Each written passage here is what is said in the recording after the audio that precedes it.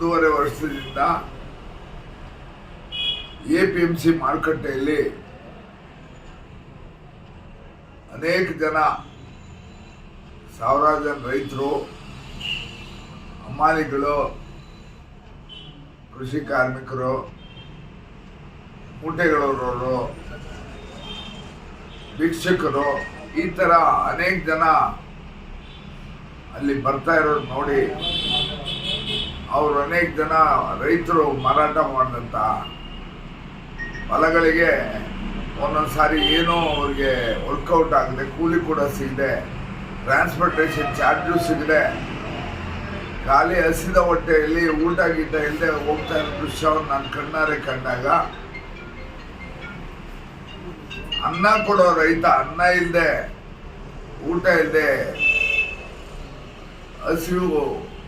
ಹಸಿವಿನೊಂದಿಗೆ ತನ್ನ ಗ್ರಾಮಕ್ಕೆ ಹೋಗ್ತಾ ಇರೋದು ನೋಡಿ ನನ್ನ ಮನಸ್ಸಿಗೆ ಬಹಳ ನೋವಾಗಿ, ಬೇಸರ ಆಗಿ, ಯಾಕೆ ಇಲ್ಲಿ ಕನಿಷ್ಠ ವಾರದಲ್ಲಿ 2 ದಿವಸ ಆದರೂ ಸಂತೆ ದಿವಸ ಬುಧವಾರ ಮತ್ತು ಶನಿವಾರ ಅನ್ನದಾನ ಏರ್ಪಡಿಸಬಾರ್ದು ಅನ್ನೋ ಒಂದು ಉದ್ದೇಶ ನಾನು ಬಂದಿದ್ದರಿಂದ ಕಳೆದ 1.5 ವರ್ಷದಿಂದ ನಾನು ಚಿಕ್ಕಬಳ್ಳಾಪುರದ ತರಕಾರಿ ಮಾರುಕಟ್ಟೆಯಲ್ಲಿ APMCಯಲ್ಲಿ ಕಳೆದ 1.5 ವರ್ಷದಿಂದ ಬುಧವಾರ ಮತ್ತು ಶನಿವಾರ ಸತತವಾಗಿ ಅನ್ನದಾನ ಶಿಬಿರಗಳನ್ನ ಏರ್ಪಡಿಸ್ಕೊಂಡು ನಡೆಸ್ಕೊಂಡು ಬರ್ತಾ ಇದ್ದೆ.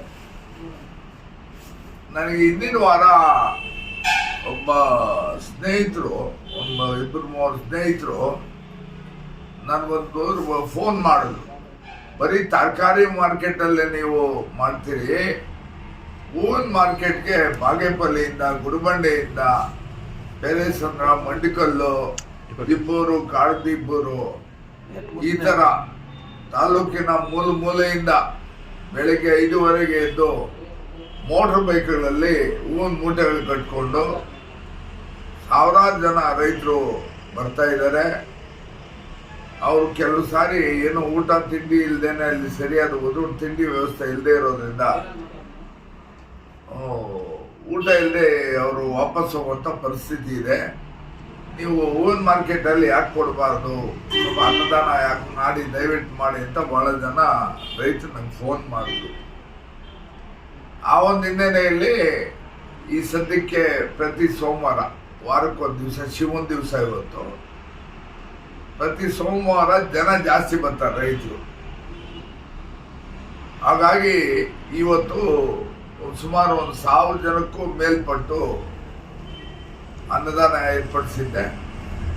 ಬಹಳ ಖುಷಿಯಾಗಿ ಊಟ ಮಾಡಿಕೊಂಡು ಅನ್ನದಾನದಲ್ಲಿ ಭಾಗಿಗಳಾಗಿ ಊಟ ಮಾಡಿ ಅಲ್ಲಿ ಅದನ್ನು ಪ್ರಸಾದ ರೂಪದಲ್ಲಿ ಸ್ವೀಕರಿಸಿ ತುಂಬ ಸಂತೋಷವಾಗಿ, ಭಾಳ ಖುಷಿಯಾಗಿ ಹೊಟ್ಟೆ ತುಂಬಿಸ್ಕೊಂಡು ತೆಗೆದುಕೊಂಡು ಹೋಗಿದ್ದು ನೋಡಿ ನನಗೆ ತುಂಬ ಸಂತೋಷ ಆಯಿತು.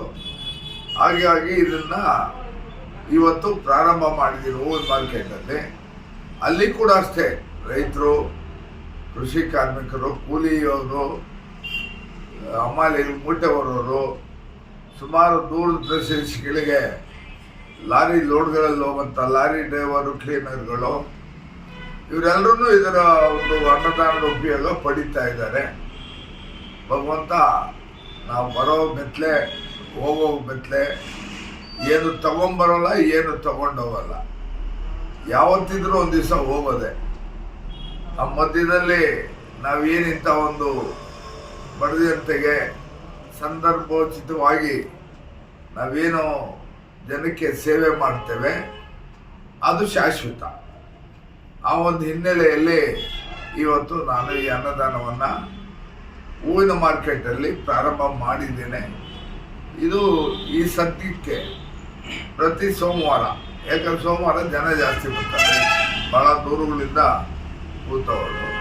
ಪ್ರತಿ ಸೋಮವಾರ ಪ್ರಾರಂಭ ಮಾಡಿರ್ತೀನಿ, ನಿರಂತರವಾಗಿ ಮಾಡ್ತಾ ಇರ್ತೀನಿ. ಮುಂದಿನ ದಿನಗಳಲ್ಲಿ ನೋಡೋಣ, ಪರಿಸ್ಥಿತಿ ನೋಡಿಕೊಂಡು ಮುಂದುವರಿಯೋಣ.